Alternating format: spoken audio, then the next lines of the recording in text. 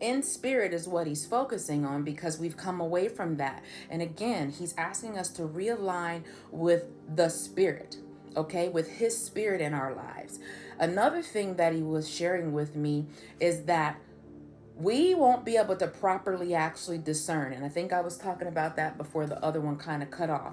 Where we need to discern right now, and how the lines are so blurred between things spiritually and naturally, we will not be able to use our soul to discern anything, because you can't even trust your guts.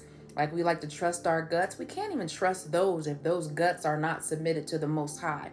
So he's asking us, because in this dark hour that we're in, that is growing ever darker, you won't be able to know wheat from tare.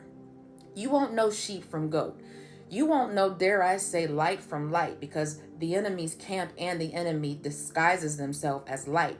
You won't even be able to properly discern actual good from evil according to what the Most High calls good and evil, because there is a time that we're entering in now where good is being called evil and evil is being called good. But can you discern the difference, because you're dealing in the spirit and you're able to hear what the spirit is telling you about a matter, versus you seeing and making a decision of how you feel and how you're going to navigate and how you're going to respond from a soul realm. You can't do that. It should be the spirit of the Most High first, then your soul submit to the spirit of the Most High, and just drag this old nasty flesh behind like it should have been in the first place. Okay, so I'm still learning this. He's still giving me this, and he said, my deep is calling to your deep, Jamie, but you will not discern and you will not get what I'm trying to say to you, and even be able to continue to hear me clearly and clean the way that I'm speaking it to you, until we get you realigned fully with communicating spirit to spirit, your spirit to my spirit to your spirit, because they that worship me must worship me in spirit and in truth.